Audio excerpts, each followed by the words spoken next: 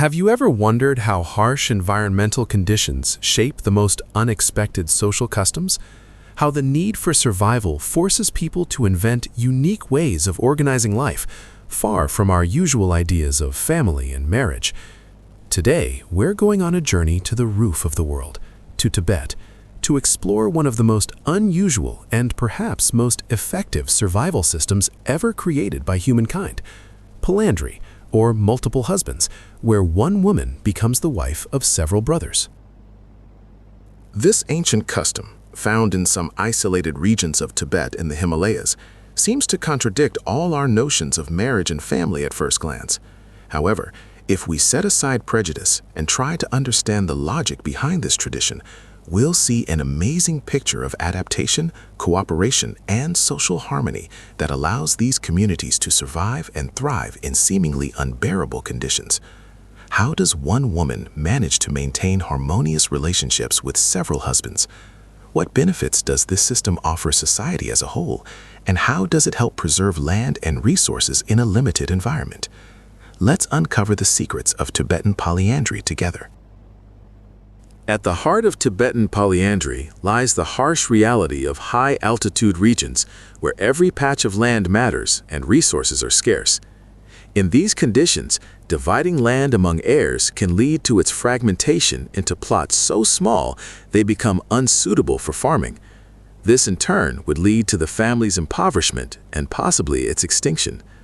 Polyandry, on the other hand, allows the land to remain within one family, preventing its fragmentation and ensuring its efficient use. But how does it work in practice? Typically, when brothers reach marriageable age, they all marry one woman together. The eldest brother usually plays a more dominant role in the relationship, but all brothers have equal rights and responsibilities towards the wife and children. The children consider all the brothers their fathers, and society makes no distinction between biological and social fathers. This creates a strong family structure where all family members work together for the common goal of survival and prosperity. One of the key factors in the success of Tibetan polyandry is cooperation. Brothers, bound by blood and a shared wife, work together in the fields, herd livestock, and engage in trade. They share responsibilities and resources, ensuring a more efficient use of labor and capital. This is especially important in high-altitude environments, where agriculture is labor-intensive and incomes are often low. Furthermore, polyandry contributes to social stability.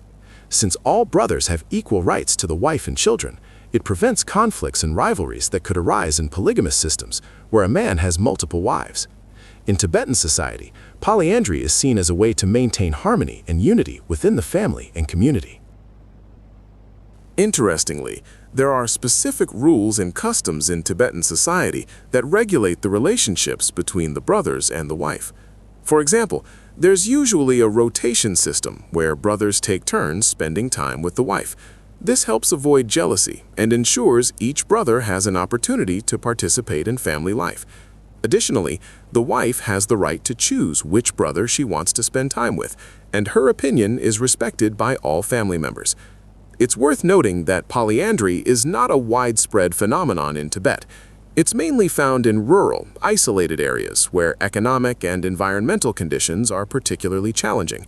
In cities and more developed regions of Tibet, monogamous marriages are prevalent. However, even in these regions, polyandry continues to be part of the cultural heritage and sparks great interest among researchers and tourists. From an anthropological perspective, Tibetan polyandry is a unique example of adaptation to the environment and social conditions. It shows how people can create unusual and effective systems of life organization to survive and thrive in the most challenging circumstances. Polyandry also challenges our Western notions of marriage and family, reminding us that there are many different ways to organize human relationships. One of the most frequently asked questions about Tibetan polyandry concerns sexual life. How does one woman manage to satisfy the needs of several men? In Tibetan society, this question is not considered taboo, and there are specific customs and rules governing the sexual relations between the brothers and the wife. Typically, there's a rotation system where brothers take turns spending time with the wife, and the wife has the right to choose whom she wants to be with. Moreover, Tibetan society places great importance on respect and mutual understanding among family members, which helps avoid conflicts and jealousy. Another important question concerns inheritance. How is it determined who the father of the children is in a polyandrous family?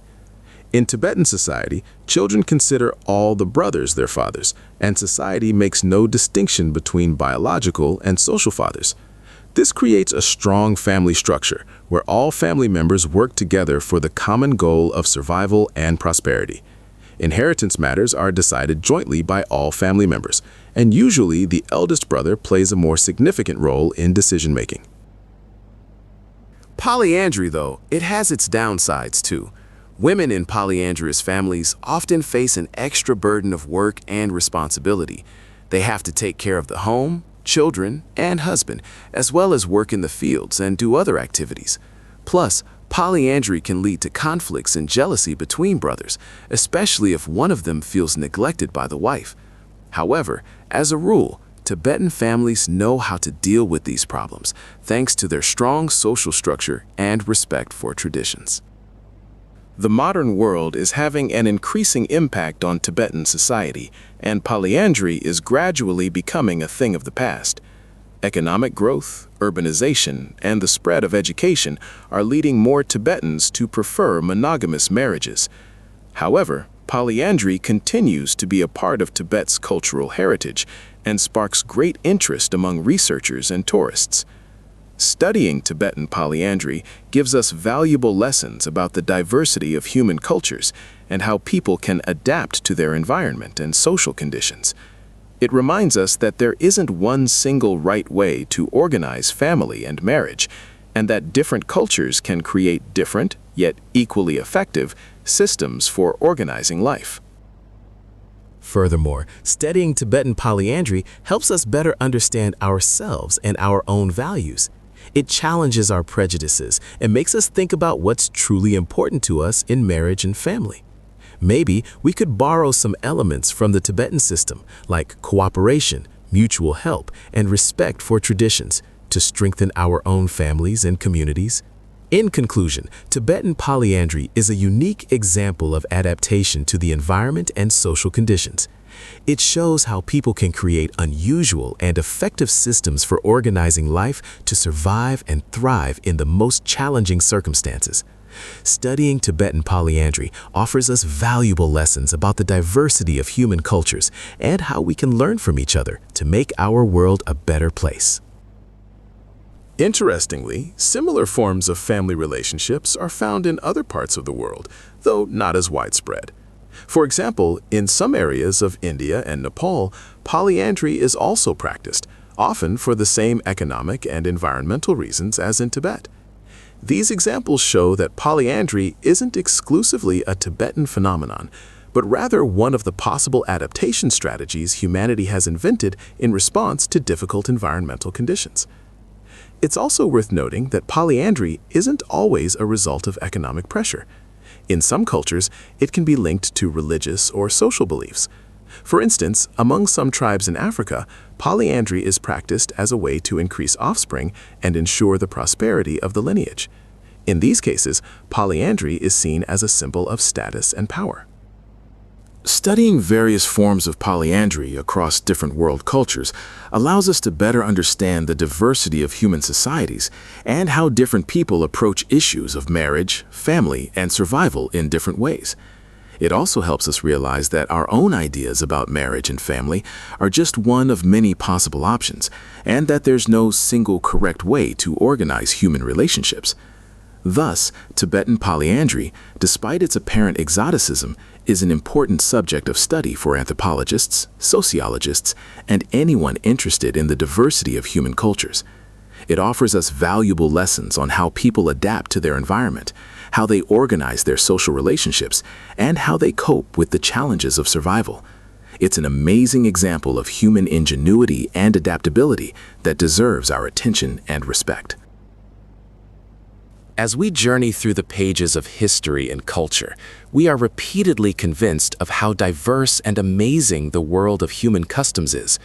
Tibetan polyandry, with its unique system of family relationships and adaptation to the harsh conditions of the highlands, is just one of many examples of how humanity adapts to its environment and creates its own unique forms of social organization. Studying these customs helps us better understand ourselves, our values, and our place in this world.